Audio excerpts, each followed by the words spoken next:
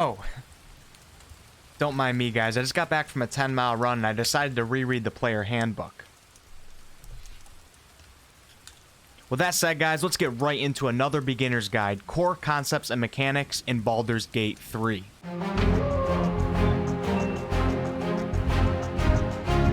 So I started making Baldur's Gate 3 beginner's guides, including my dice mechanics video and my combat explained video. But I realized before I get too far into making these videos, I want to make sure that the foundation is set and that everyone has a basic understanding of the core concepts and mechanics that are being talked about. So I'm making this video to clear things up, and it can also serve as a reference to go back to. So as most know, Baldur's Gate 3 heavily references the 5th edition player handbook from Dungeons & Dragons. That's the tabletop game for those of you who do not know.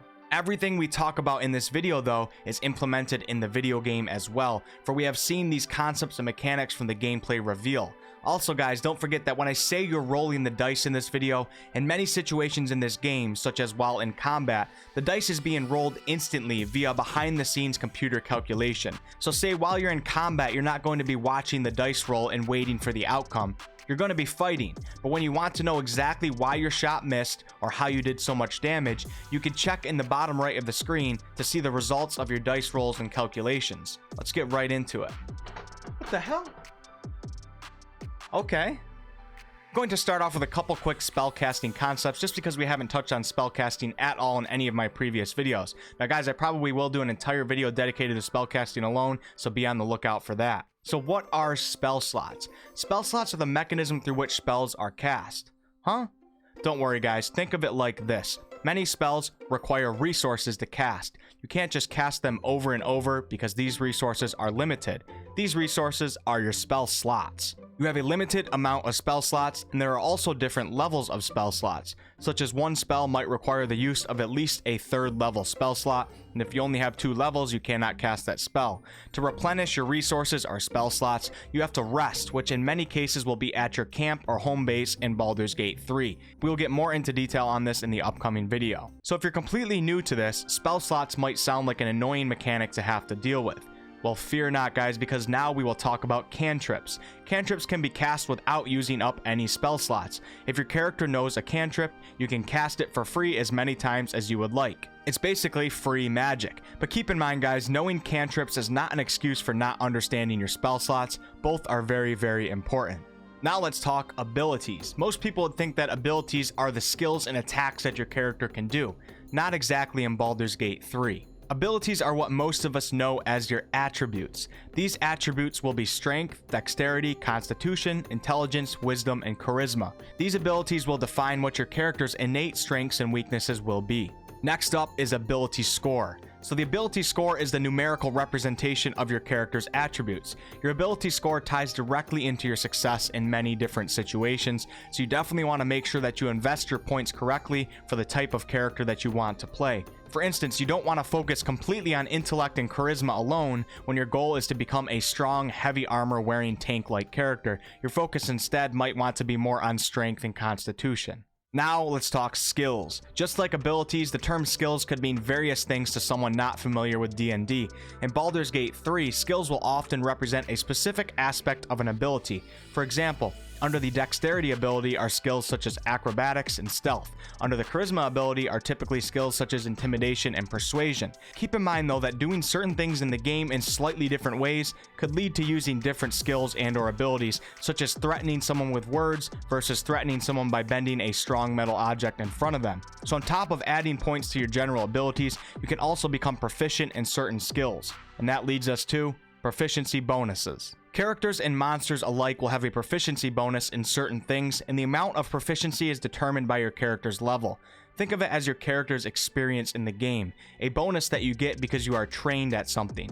So it's not that you're strong so that you can swing a big hammer, but more so that you have practice with the hammer so you are good at hitting targets. Your proficiency bonus will increase as you progress through the game, providing you with some help to keep up with the ever-increasing difficulty of the enemies and the world in general. This bonus, depending on how much proficiency you have, if any at all, will be added to your dice rolls in a variety of situations, helping you succeed. The things that your character is proficient in ties directly into what race, class, and background you have chosen. Some examples of proficiencies are with skills such as stealth, acrobatics, insight, etc., with weapon types such as battle axes, two-handed swords, with armor types such as light armor or medium armor, and also with tools in the game.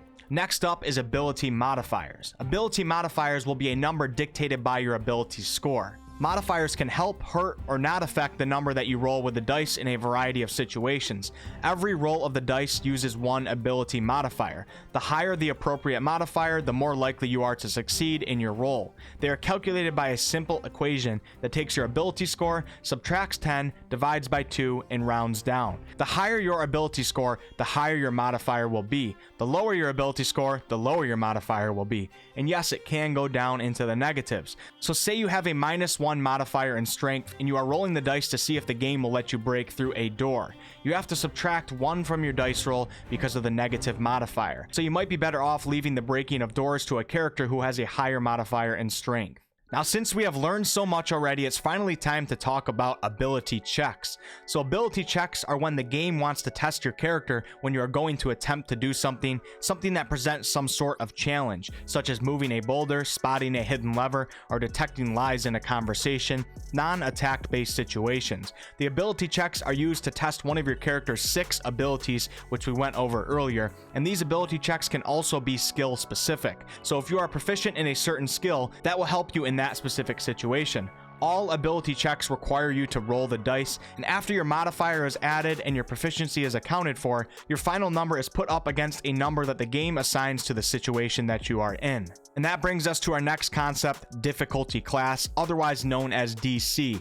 So difficulty class is the number that the game will assign to certain situations, the number that you have to tie or beat with your dice rolls. Of course, don't forget that you get to add your modifier and possibly add your proficiency bonus. So when there's an ability check, there will also be a DC number. An example would be if you're in a conversation with someone and they are lying to you, the game will throw a wisdom ability check at you to see if you can successfully detect the lie. The number that the game decides that you have to tie or beat in order to detect this lie is the DC for this situation.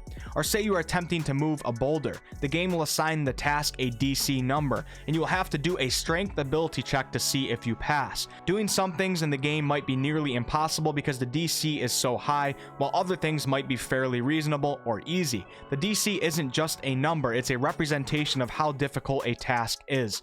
Very hard tasks have high DCs, while easy tasks have low ones. Another very important concept is attack rolls. This is a very common roll that you will have to do. But this time you are rolling to see if your attack on an enemy will hit or miss.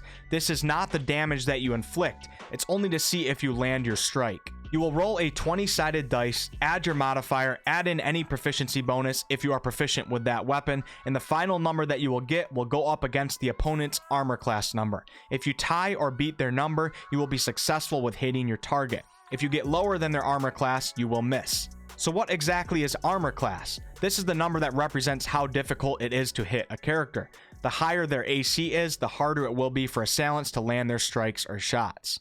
Now on to another very important concept that involves rolling the 20-sided dice, saving throws. So a saving throw represents an attempt to resist a spell, trap, disease, or similar threat. Saving throws are normally done automatically when your character is at risk from something. An example of this would be if an imp stings your character will attempt to make a saving throw to avoid or reduce the effects of the imp's poison.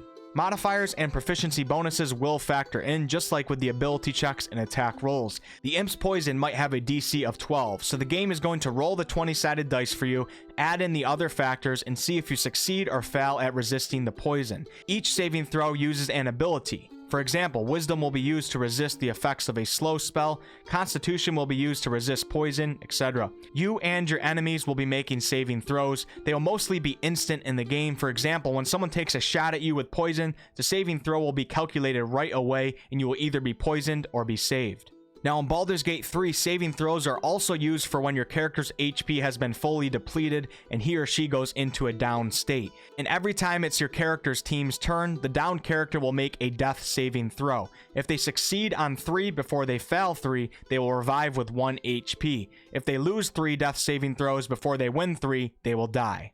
Next up is weapon damage. Now this will be a video of its own as well, but here's the gist of it.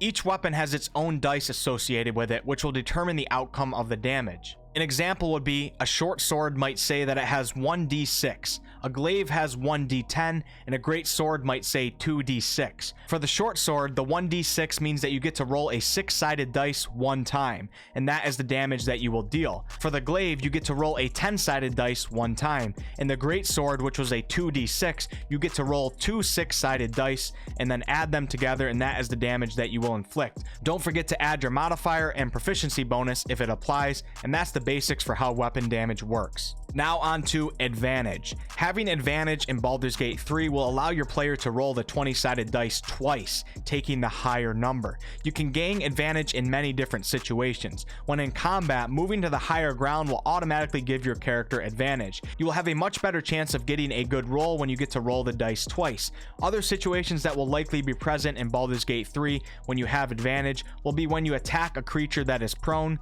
or attack a target who cannot see you. Enemies can also have advantage on attacks against you, so not only should you ensure that your team has advantage, but you should try to deny it to your opponents. Disadvantage is the opposite. I'm not sure exactly how it will trigger in Baldur's Gate 3, but I am sure that they will implement it. When you have disadvantage, the game will roll the dice twice, but this time you have to take the lower roll. Ouch. There are a ton of conditions and debuffs that will inflict disadvantage.